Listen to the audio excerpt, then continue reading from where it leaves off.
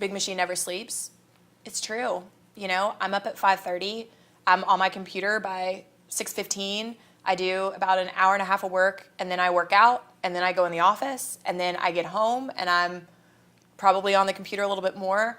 But it's because I want to be, and the rest of us want to be the best, and that's what it takes. And it is not a company for the lighthearted. It is not a company if you want to punch in and punch out.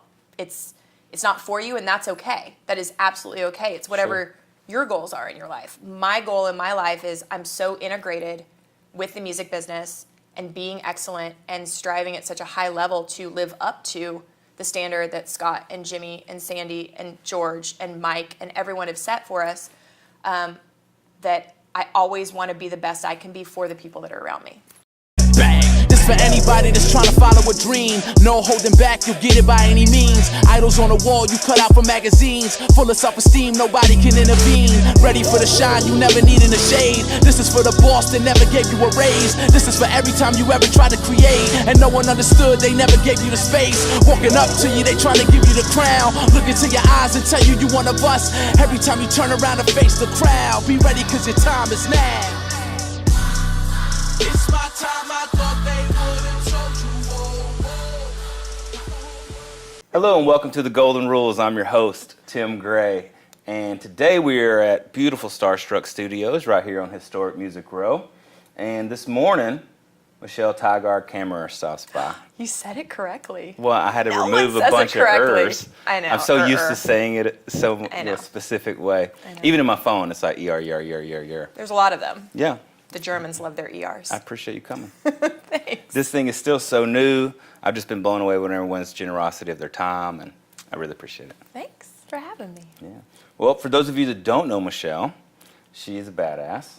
14-year music industry vet, experience in booking, management, label operations, strategic partnerships, branding, and radio. Yeah. She got her start at CAA, helping to book shows at amphitheaters, arenas, Coliseums, festivals, fairs all across the country and in Canada.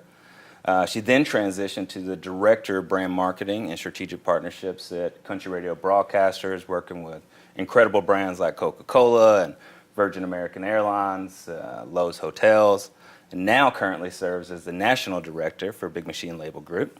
Yeah, well, Big Machine Label Group Records. Big Machine Label Group Records, Right. BMLG Records. Right.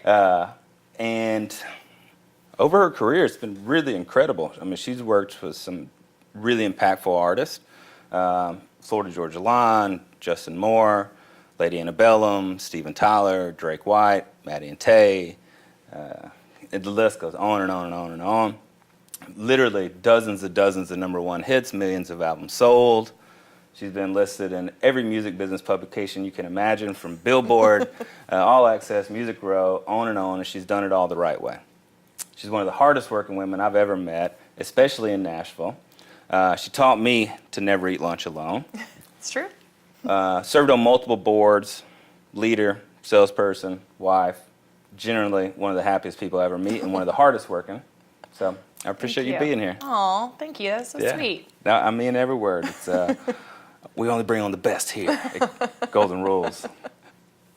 But I know, just because I've known you for a few years now, like I know kind of who you are as like a day to day. But what I don't know is like the backstory, like why music? How did you get here? Where was home? Like, what's the origin story of MPK? You know what's so crazy about that is everyone always says, well, why'd you pick music? And I truly believe that music picked me. My first memory is listening to the Grand Ole Opry when I was 3 years old. And I remember saying, I want to run Opry. I didn't know what the Opry was. I didn't know what running the Opry meant. But I knew that whatever the music was that I loved, I didn't want to be on stage. I wanted to run it. I wanted to be the person behind the scenes that ran it. And the Opry, to me, was the biggest stage that I had heard of when I was 3, right? Sure. So I grew up in Kansas, small rural town, 3,200 people, but we do have a Sonic now, and we have all 3 colors of a traffic light. Fancy. When I grew up, we only had blinking yellow and blinking red, so now we have green as well. But anyway, I grew up in the church. My father sang. My father had a group that, played in different churches. And then I went to, basically all through college, or all through high school, I sang, I played music, I was kind of in everything, including, leadership stuff and everything. Like, I've always been a true believer of maxing out whatever opportunity is in front of you, max it out. Don't leave anything on the table, and don't leave any what ifs. So I went to school at Friends University in Wichita, Kansas, and got my degree in business with a minor in music. And while I was at school, I kept trying to figure out how, country music was my love. I kept trying to figure out how I could do country music. How do I get into that? How does that work? How does, and the answer was I had to go to Nashville. And I had never been to Nashville. I had never seen Nashville. I literally was kind of weird about where it was on a map, which is strange, but I didn't know. But anyway, so I graduated college in June of 2003. And moved here in September of 2003. Literally packed everything I had in a truck and didn't know a single soul, didn't know where I was going to sleep, didn't know anything, and got here and literally hustled like nobody's business. Didn't have a job when I got here.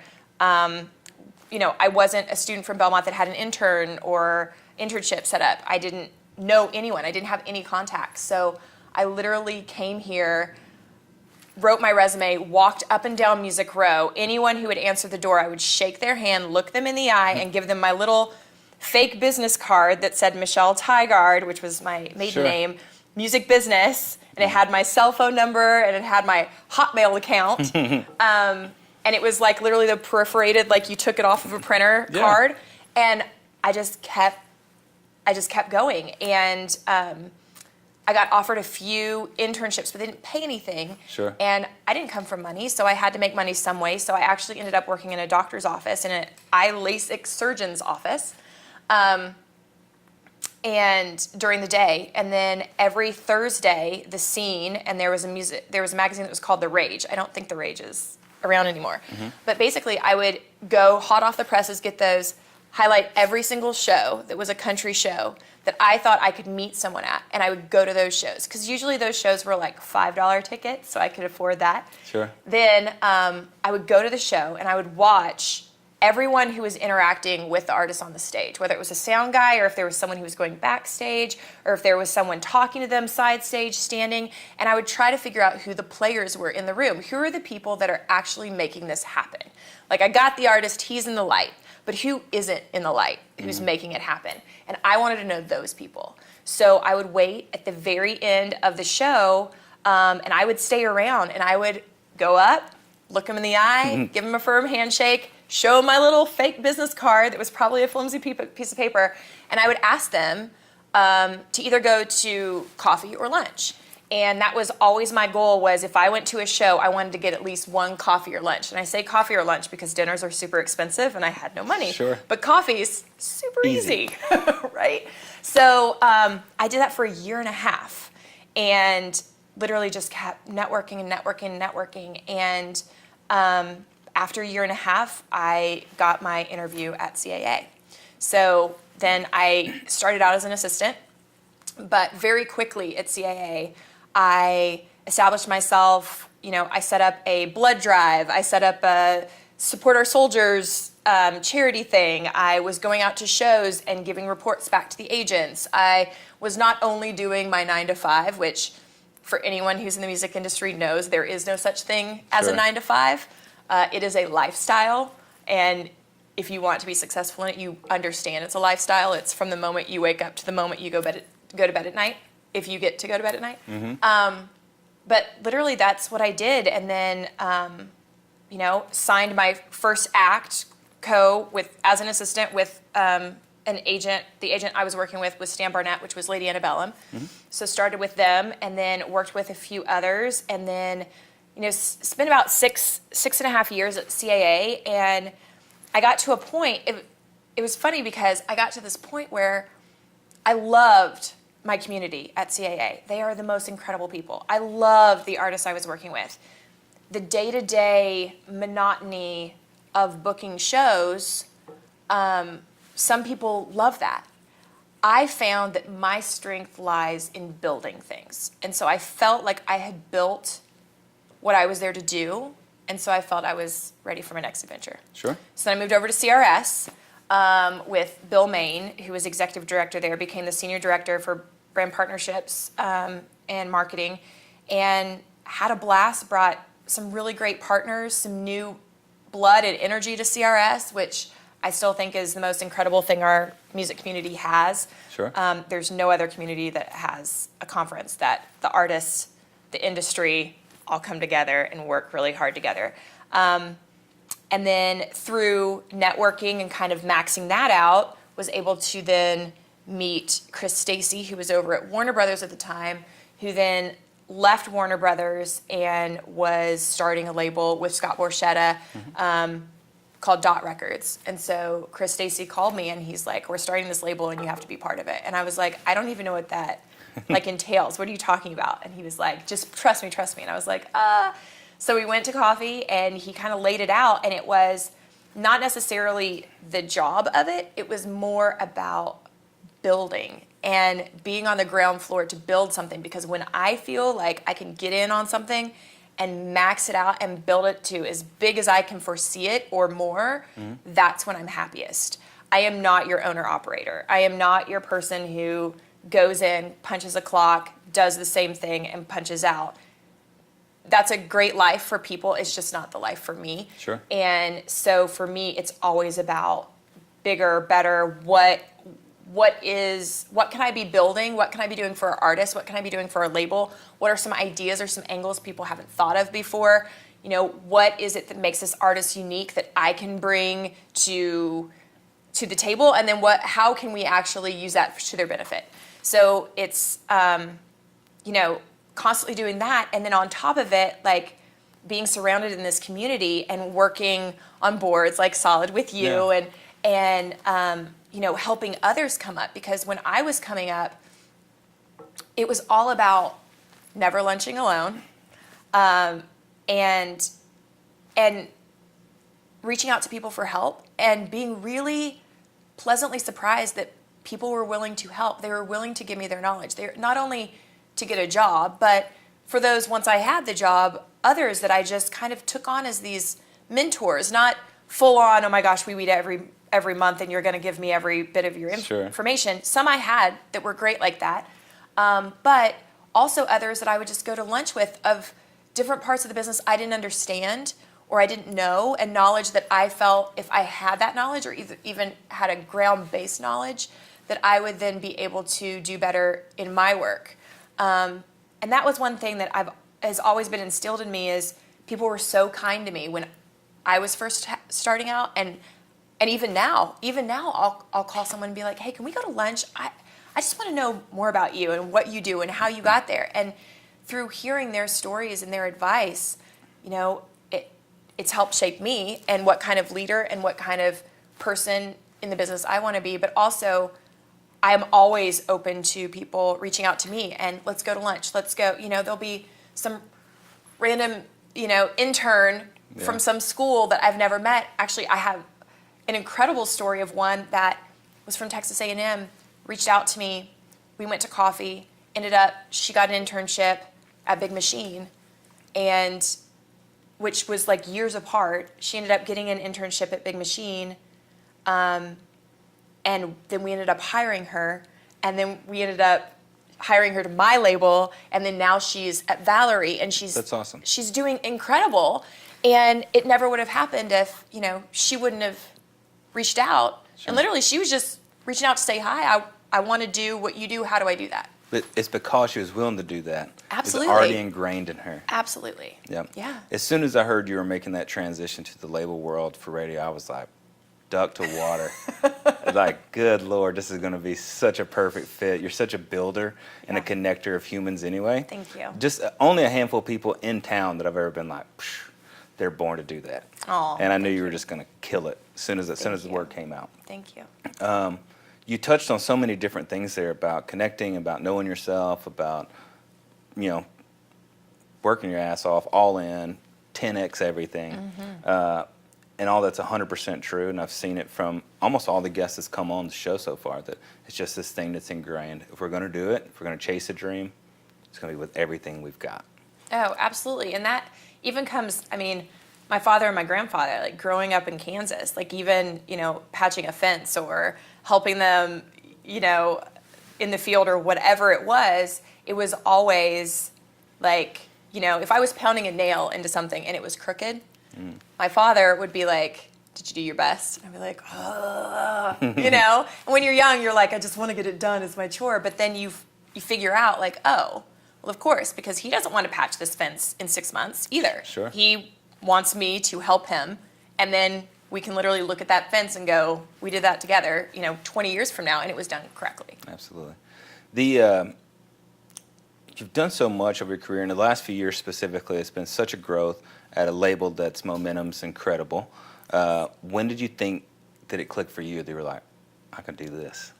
Like, you got it. You know what? I love people. I love people. I get my energy from people. I'm happiest when I'm around people. And with Big Machine, the thing that I love about Big Machine is the people that Scott and Jimmy and the entire team have put together all are, number one, they're incredibly motivated. I've never been in a environment where it's competitive, but in a very positive place, but everyone is a rock star. Everyone, from, you know, the interns we have to the coordinators, like everyone is just operating at such a high level. And that was, to me, it was like, not that I ever felt like I was pushing or pulling around, but I always felt like I was running at 100 miles a minute, and I just wanted someone else to run beside me. Sure. And now I didn't know if I was doing correct, like right with running 100 miles a minute. Sure. But I just really love being in that environment. And then on top of it, like in the promotion side of things, we have all of these different partners scattered all around the nation, and they're good people. And they're in their market, and they're basically evangelists for your artist in each of those markets. So I get to take an artist that I believe in, that I think their music is incredible, that moves me, because that's all what it's about. It's about that music in your life, whatever you're going through, touching you. And we get to beam it out to everyone across the nation using these partnerships. And these partnerships with these people, they want nothing more than to say, I was the first one on that Luke Bryan. I was the first one on Taylor Swift. Sure. Oh my gosh, I remember when Florida Georgia Line walked in my door the first time, and I was blown away, like, ooh, I saw that coming. Like, they want to be part of it just like all of us want to be a part of it, making music history together. And so it's really cool to be in an environment where I have such positive people. And don't get me wrong, there are, no matter what industry you're in, there are naysayers that sometimes you have to switch around. But at the end of the day, you know, I get to go on the road with my artists, and I get to see my friends in radio, my friends in TV, my friends in press, you know, whoever the partner is, Billboard, iHeart, you know, Sure. Sirius, all of them, Cumulus, Intercom. So I get to see all of these incredible partners, and they're friends, and we get to do some really awesome stuff together. Like, really awesome stuff. We get to build these artists from no one knowing them to global superstars and their music moves everybody. So it's, when I came in, I think with Dot Records, because Dot was the first, now I'm over at BMLG, but we launched Maddie and Tay. And I remember the first week we took them on radio tour, which is where you go and meet all of the radio stations, the nation. You walk in, they get to see them actually live play in their conference room or at a listener show or whatever. And just being on the road and then being able to share that music, and then that radio person saying, yes, I'm going to start playing that song. And then over the course seeing Girl in a Country Song, which was their first record that went to #1 in only 18 weeks, which was incredible. But seeing that go everywhere, and then having like my mom call me, my sister call me and go, oh my gosh, that Girl in a Country Song, I love it. You know, it's just, it's really, really Yeah. cool. It's super cool to think like I was that little girl listening to Opry on the radio, and now I get to be that little girl who puts those songs on the radio. And now you're touching other little girls out there and maybe Absolutely. making a dream. It's such a planting cool a full seed. circle, right? It really is. It's so cool. I'm always interested to see when someone who works at a capacity that you do and is so passionate. The industry's hard, you know, and it makes you second guess yourself sometimes. Was there ever a point in your career where you were like, going back to the LASIK place, Yeah. I'm out of here?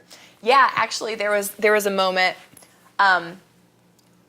There was a moment at CAA when I got to a place, and it was in no fault theirs at all. They were so good to me. And the partners there are so fantastic. But I got to a place where I wasn't fulfilled, and I couldn't see myself looking at a routing book for the next 25 years. Sure. And I wasn't building anymore. I had kind of reached where I wanted to go. So there was like a 6-month span there where I was really lost. I didn't know where my next opportunity was going. I was still doing lunches and coffees, but nothing was really popping up. But I'm a huge believer in bloom where you're planted. So I was like, okay, if this isn't what I'm supposed to do, or this is what I'm supposed to do right now, this is where I am, let's continue to max that out, but continue to kind of look at other things. And I literally like looked at going back to school and getting my teaching degree because I thought, you know, I would love to, like in a college setting, teach this.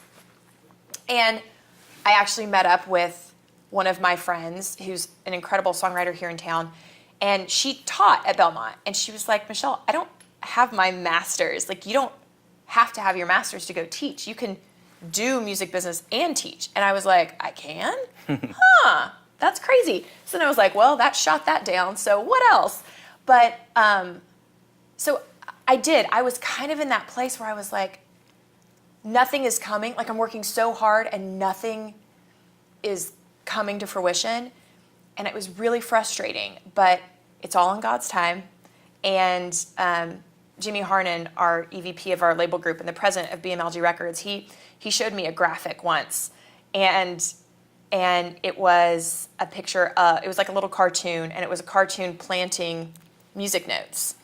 And the first slide was them planting music notes. The second slide is him sitting there tapping his toe. The next one is like one little thing comes up and he goes, ah! And then the next one, like, he's tapping his toe again because only one little thing has come up like that. And then the next one, two come up, and then he's like, oh, this is great. And then he's tapping his toe again because it's only been that much. And then all of a sudden, it just blooms and grows. And I love that because it just shows that as long as you're planting, something will come. As long as you're being kind to others and you're networking and you're meeting with people and you're making sure that you're constantly doing the best that you can do day in and day out, people will hear. You're making noise, they will hear it. They will see, oh my gosh, what is she doing or what is he doing correctly? I want to do that, or I want that on my team. Sure. And so that's what I had to do. I just had to keep going, and then literally out of one of the coffees that actually turned it out, he couldn't do a coffee that day, so we ended up doing a glass of wine because, once again, I was broke. I brought it from home. There, I did. It just happens to be here in my bag. Cork fee. But I literally had a glass of wine with a banker who said, you know what? Bill Main from CRS was just in my office today, and he actually has something that he's working on. I think you would be great. Do you mind if I give you his information? The next day, Bill calls me. The next day after that, we meet for breakfast, and he's like, oh my gosh, you're my person I've been waiting for. And I'm like, what am I doing? What's happening? But it's all worked out. And it's just from keeping my head down, doing what I can do, being the best I can be, maxing out every opportunity I have, and just continuing on because, there's peaks and valleys. Sure. We actually touched on this next question outside, like unbeknownst to you, about things we wish someone had told us before we started. Yeah. So you're a lot like me in the sense that I'll hack the system throughout working it and throughout networking it. And even if someone would have told me, I'm not entirely sure I would have listened when I first started. Right. But is there anything that you wish that someone would have told you before day one, Nashville? Here's some knowledge. Any 3 things? Yeah, I think I wish someone would have said, it'll work out. Because I think all of us, when we get to town, are so gung-ho, and we think because we've watched Entourage and we've watched, whatever, that we think that it's supposed to happen in whatever time frame, I remember I had all these goals that I had set for, before I am 30, I will do this. And I got to 30 and one of them had happened, right? Yeah. And that was working in the music industry. Yeah. But I had been in the music industry for 6-7 years by then. And I was still still making it. I was still an assistant at CAA. I was still trying to grind it out. And I remember I was but I thought I was going to do this. I thought I was going to do that. And I remember thinking, gosh, I wish somebody would have told me, it is truly a 10-year town, but also it's the journey. And I know that's so cliche, but it is. And you'll meet so many people along the way. But also I will say, one of my mentors at CAA, he told me, follow the music and the money will come. And that is something, I have a plaque in my office. It is something I always remember because I've had numerous opportunities to follow the money. Sure. And I didn't believe in the music. And I couldn't do it. My heart literally could not make me do it because music is what drives me personally. So when I believe in the music, watch out. Everyone's hearing about it. Everyone's going to listen to it. Even if you don't like it, don't care. Sure. You're going to know it. And I will believe in it so much that I will not stop because it's what drives me. It's what my passion is. But if I follow the money, that's great for this car or that house or whatever, but that's never been a motivation for me. Sure. So I would say those 2 things, as long as you max out stuff and you're really doing a great job, you can accomplish whatever you want. You don't give up. Don't go home to small town Kansas. Sure. Don't, all of that. But you can do whatever you've set out to do as long as you really max out every opportunity and just go, go, go, go, go. And then also, follow the music and the money will come. Sure. I've been so lucky that I've had mentors come on the show and friends that I hold in such high regard that have really impacted my life in truly meaningful ways. Who are some of those people since you've been in town that have really been your guiding light that have impacted you? Oh my gosh. So there are my mentors and there's my mini mentors. And my mentors have been, Bill Main has been a giant one at Country Radio Broadcasters before he ran Warner Brothers. And he's been on every single side of the business, and he's so incredible, and he wants to teach, and he is open to any question I have, and I can literally call him at 11 o'clock at night. I can call him at 6 o'clock in the morning. He has been such a good sounding board. And so he's one. Pete Fisher, who's now at the ACMs in LA, but when he was here running the Opry, he was such a big one too, which was insane because the Opry was is still my happy place. But I was oh my gosh, I'm talking to the guy that runs the Opry. I run Opry? Nope. Pete runs Opry. But, and he was great. We would probably meet every 6 months, and he would just be hey, how's everything going? What's going on? How can I help you? And then I've had these little mini mentors that have just been people our age that were doing the same thing we were doing, but maybe in a different field. And Sure. I could get advice from them, and it would just be a lunch here or a coffee there. And once again, I'm always just floored that people are so willing to help when you ask. And I think that sometimes pride can get in the way of that. But I've always found such strength in saying, I don't know. Can you teach me? Can you help me? Sure. And then recently, really recently, Scott Borchetta and Jimmy Harnon at Big Machine have just been incredible to me. Scott,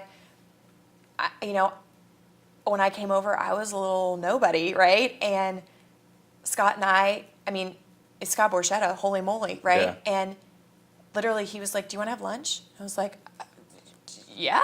The first time I met him, I knocked his phone out of his hand. I was like, oh, how did I do that?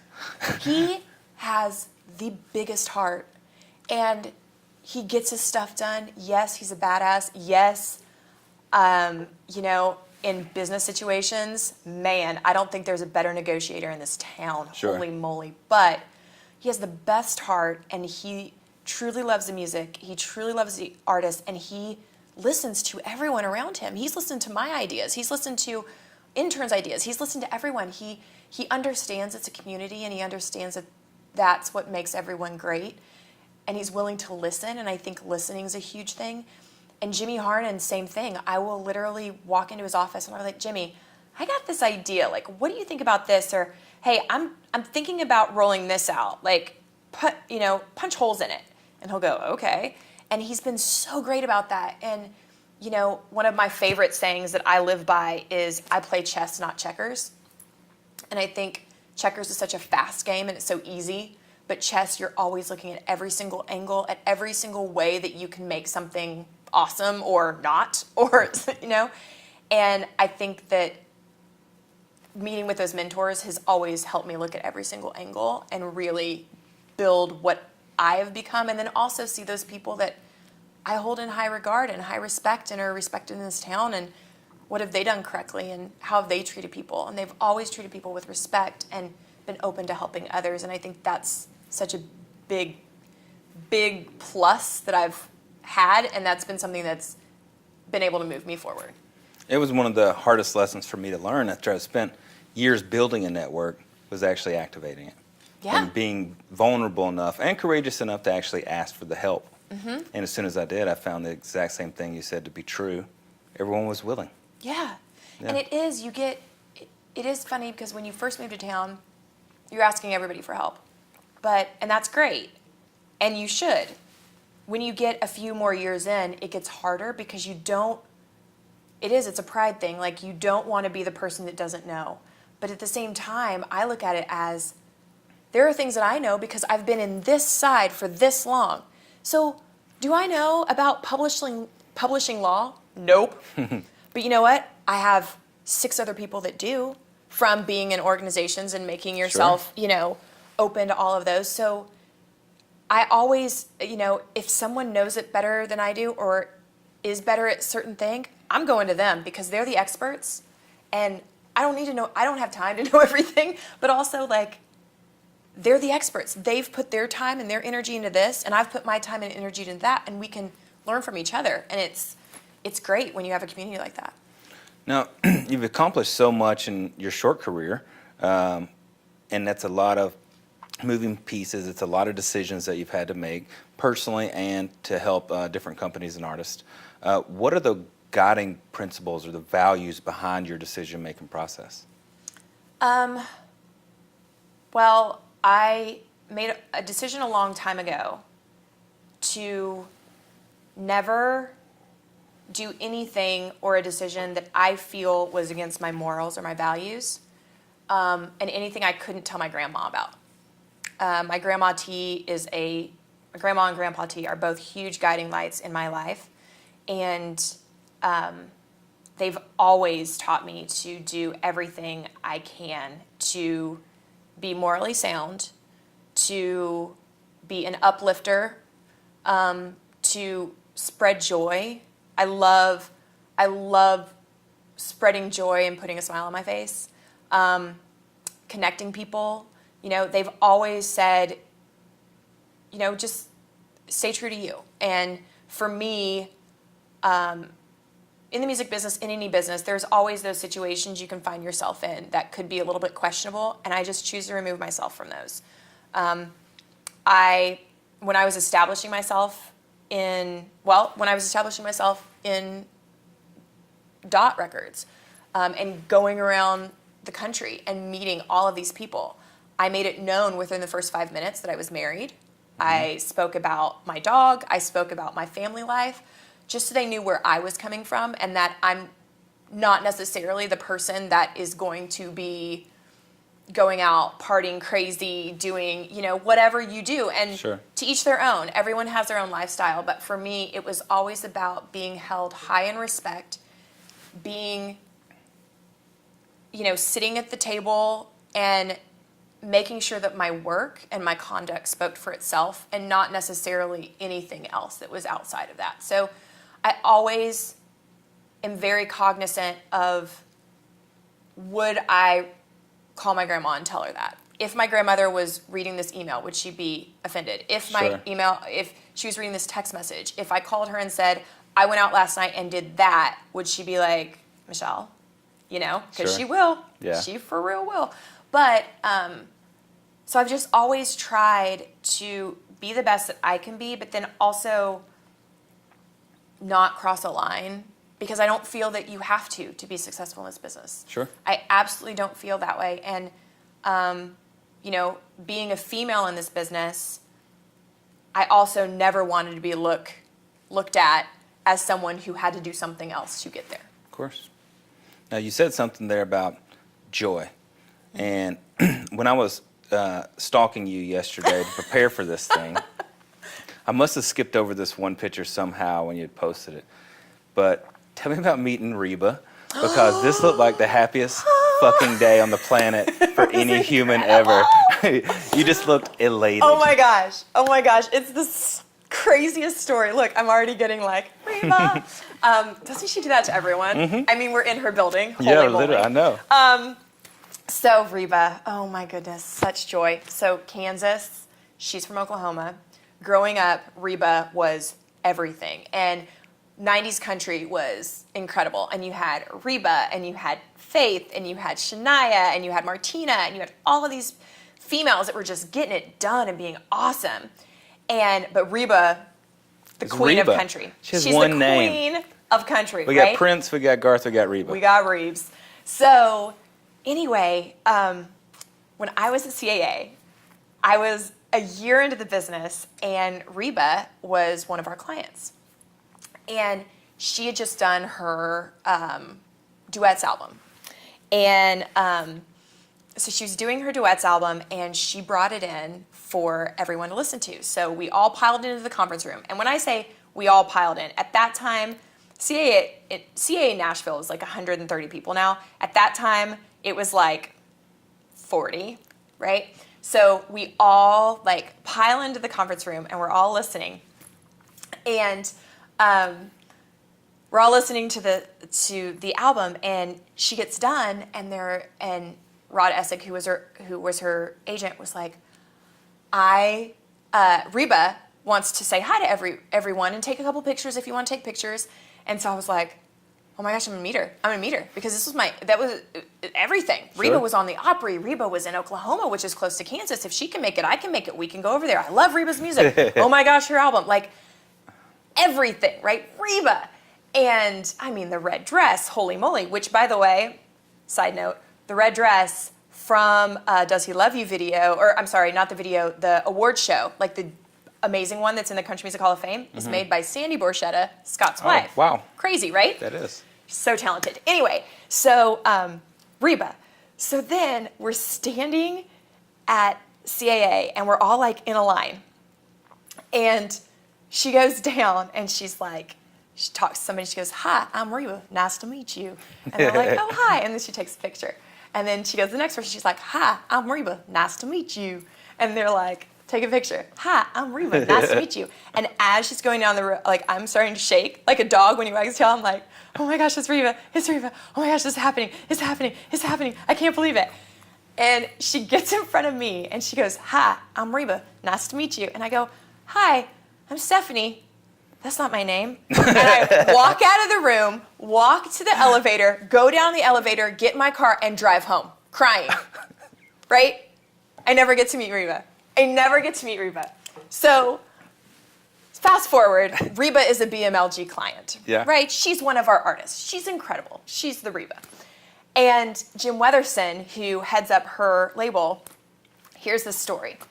And for the last 3 years, he has been giving me such grief. And he's like, Michelle, you have to meet her. I'm like, I can't meet her. I told her, it's not even my name. That's not even my name. Like, that's not okay. I can't meet her. What if I choke again? I'll just be, I can't.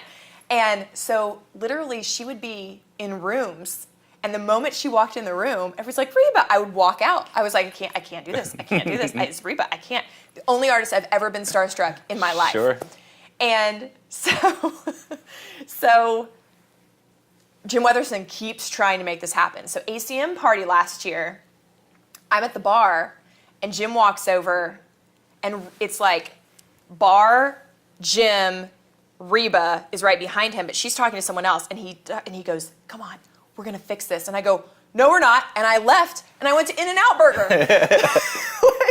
because I had to emotionally eat. But I was like, I can't. It's Reba. I can't. So this year, November, CMA Awards, we were at the CMA remotes. And the CMA remotes have all of these different cubby holes where different radio stations and TV networks and any media are in different little cubby hole, little rooms. They're about the size of a closet, and the artists basically go from one to the next one to the next one so that they can hit like the entire country in like a 3-hour period, right? Sure. So I was with my artist, Drake White, and Jim Weatherston comes up to me, and he goes, hey, we are going to get you redemption. I was like, no, she's not here. And he goes, oh, she's coming. And I was like, no, that's not happening, Jim. I'm working, so no. And he was like, oh, it's happening. And so I'm just sitting there, and I go around the other side, I see her come in, and I'm like, nope. And Jim makes eye contact with me, and he's like, and I'm like, no. And he's like, mm-hmm. And I'm like, this is not happening. He's like, it's happening. And so I walk around, and I'm watching Drake's interview. And I'm like, I'll just hide. I'll hide over here. And there is a tap at my shoulder. And she turns around, and she goes, hi, I'm Reba. And I understand you have a story to tell me. And I was like, and so Jim, being the sweetheart he is, he's like, actually, Reba, I got a story to tell you. This woman and me, we were born at the same hospital in Wichita, Kansas, which is actually true. Random, but true. And he's like, and let me tell you about this story. And she's like, so she was at CAA, and he starts telling, I'm like, Jim, you're messing it up. Let me tell Reba the story. So I've found my voice, right? So I tell her the story. She is dying laughing. She's like, that is the funniest thing. And I was like, I told you my name was Stephanie, but it's not Stephanie. I don't know why I called you Stephanie. I'm so sorry, but mine. And she was like, well, let's make this right. She said, hi, I'm Reba. And I said, hi, I'm Michelle. and then we took pictures, and we talked, and I was like, Reba, you were made of sunshine, and you smell like rainbows, and I want to be your daughter. And I didn't say that. That would be super creepy stalker. But it was That's incredible. awesome. It was absolutely incredible. It was like my redemption of my life. So when I saw the pictures, I could just tell. I was like, that is what joy looks my like gosh. caught on camera. I smiled the entire, I'm now, smiling just you even telling though it. you just every single time I even think about it, I'm like, and now I feel like we're going to be best friends. Probably not. But now if I see her at a thing, I'll be like, hey, Reba. You're texting her, what up, remember Reeves? me? What up, Reeves? Yeah. But, such a beautiful human. See, I haven't had that with the artist. I get that way with Scott or with Espo. Yeah. I'm like, freak, my name's Stephanie. Right?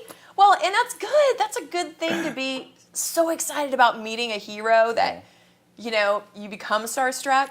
And what's incredible is when they live up to the hype. And Sure. wow, Espo does, Scott does, Reba definitely does. Of course, God. Man, but that's another thing. They're so open to talking to you. They're so kind to you. They're so inviting to you. They don't, make you feel Sure. weird about wanting to talk to them or, Yeah. she's just incredible. All right, so we got the origin story. We know where Yeah. you were born, and we've gone all the way through to Yeah. meeting awesome Reba. So good. Tell me what's your mindset for the next 5 years? What's next? What are you working on? What are you grinding on? Oh, what's your that's fun. Next 10x. Watch Scott be like, really, Michelle? Honestly, I've I don't think I put it into I know, and I've already told Scott that I will be running one of his labels. I don't know if it's gonna be in the next 5 years, but it will happen. Sure. I like to put things into, I don't ever say, like, well, hopefully, blah, blah, blah, blah. I say, well, when this happens. Like, I like to put it into, Sure. Put it in the universe that this will happen. It's always been my goal, since I came over to Dot, it's always been my goal, once I saw the way that Big Machine works at such a high level and the tentacles that they have in everything, not just record labels, but in marketing, in branding, in Big Machine vodka, which is absolutely incredible. If you haven't tried it, like, I'm a Tito's girl, and they changed me, and I wasn't sure. I haven't had it. I'll have to check that out. Try it. It's incredible. Yeah. You can get it all over Tennessee now, but Frugal McDougal's has it too. But like all of those things, and the Indy 400 speed race we're doing, and all the stuff we're doing with Taylor, and it's just really awesome to see that they're operating in such a high level. But it's not only a record label; it's an entertainment company. Sure. And the one thing that I really love about Scott too is there are some labels that work in silos. Like A&R is the one that picks the music, radio promotion's the one that does all the promotion for it. Marketing, they're going to send the images over, and nobody has any say in it. With us, we get in these all department meetings, and we literally talk through everything, and everyone has a say. And Scott wants it that way, and it's so inclusive because you put your stamp on it, and you picked it, so you're going to work really hard for it. And you pick that image because that image makes sense with the music, and that image also, makes sense with what this artist stands for. And the video, maybe we have a branding partner that comes in the video because that's what the artist loves. And on that, it's all of these, making sure that the artist's vision is, and what they stand for and their sound and everything is 100% in all of our departments, and we all work together to make that so. And it's incredible to be part of that community, and there's no other label group I would rather be with because of the fact that they operate at such a high level. We actually did we do a retreat every year, and at our retreat last year, we had this employment coach group one of those Sure.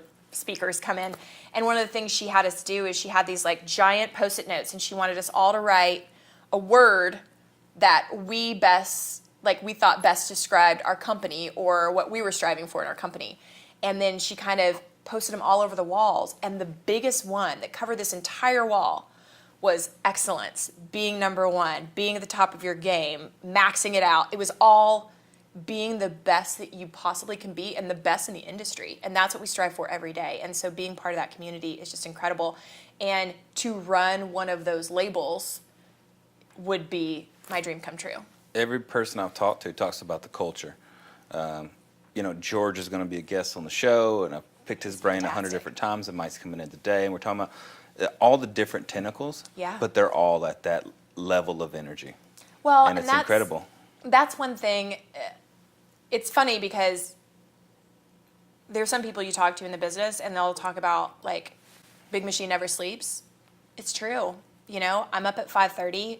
I'm on my computer by 6:15. I do about an hour and a half of work, and then I work out, and then I go in the office, and then I get home, and I'm probably on the computer a little bit more. But it's because I want to be, and the rest of us want to be the best, and that's what it takes. And it is not a company for the lighthearted. It is not a company if you want to punch in and punch out. It's not for you, and that's okay. That is absolutely okay. It's whatever your goals are in your life. My goal in my life is I'm so integrated with the music business and being excellent and striving at such a high level to live up to the standard that Scott and Jimmy and Sandy and George and Mike and everyone have set for us, that I always want to be the best I can be for the people that are around me. Of course.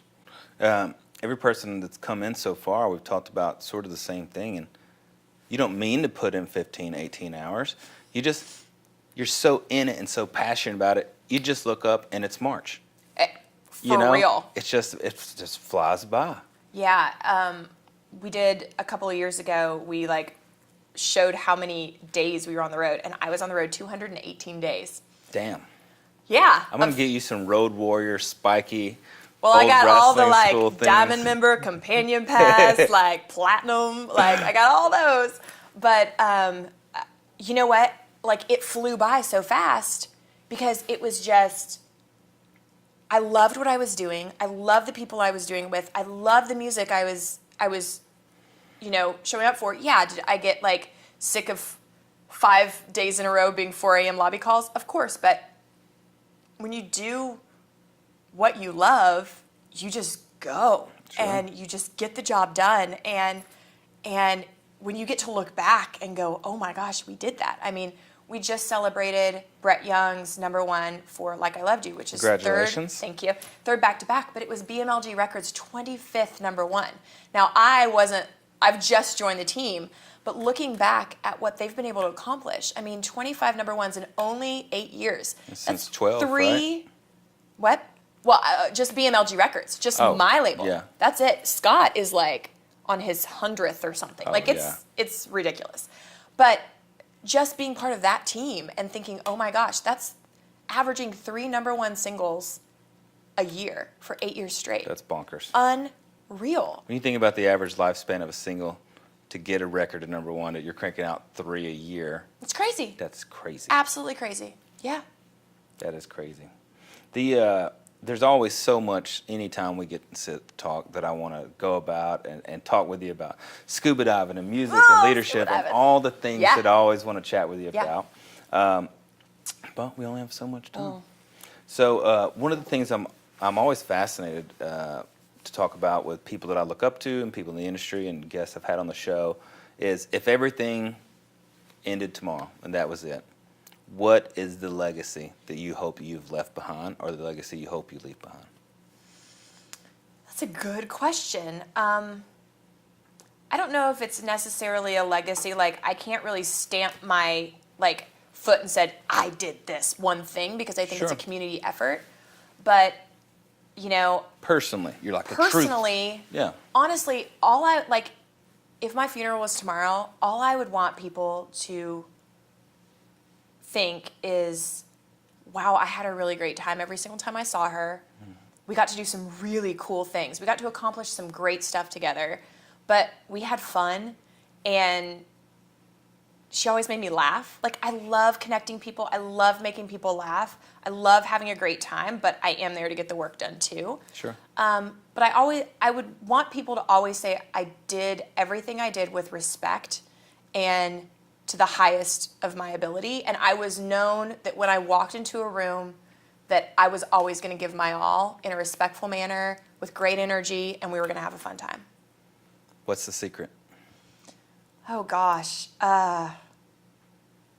Honestly, I have a couple of things, but Choose Joy is probably my favorite. I have it up on my wall. And even when it gets super, super hard and you know, I'm stressed and there's this deadline and that deadline and things aren't going right and I don't know what's going to happen and, you know, all of that, I always try to choose joy, always, because there's so much hate and there's so much bad stuff, and it's like, just choose joy, right? Absolutely. Yeah.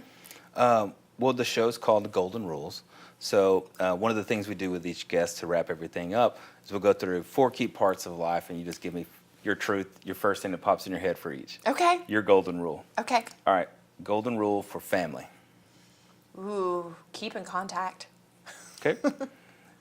Golden rule for occupation. Golden rule for occupation. Be honest. Golden rule for recreation. Oh, max it out. Play hard. Work hard, but play hard. Golden rule for motivation. Ooh, golden rule for motivation. Oh, that's so hard because motivation is like such an inner thing. I mean, I guess I would say set goals. Mm-hmm. Set goals and accomplish them, because if you don't know what you're aiming after, you don't know how to get there. Absolutely. Yeah. Cool. Well, those are the golden rules for today, guys. Set rules, 10x everything, give a damn, stay the course, put your head down and outwork everybody. Be honest, stay in touch with family, build relationships. Don't be afraid to be vulnerable and ask for help, and never eat lunch alone. And introduce yourself to Reba. And introduce yourself to Reba. Thanks for joining us, guys, and thank you, ma'am. I really appreciate it. Thank you. Yeah. This is awesome. Bang. This for anybody that's trying to follow a dream. No holding back, you'll get it by any means. Idols on the wall, you cut out from magazines. Full of self-esteem, nobody can intervene. Ready for the shine, you never need in the shade. This is for the boss that never gave you a raise. This is for every time you ever tried to create and no one understood, they never gave you the space. Walking up to you, they trying to give you the crown. Look into your eyes and tell you you one of us. Every time you turn around and face the crowd, be ready cause your time is now.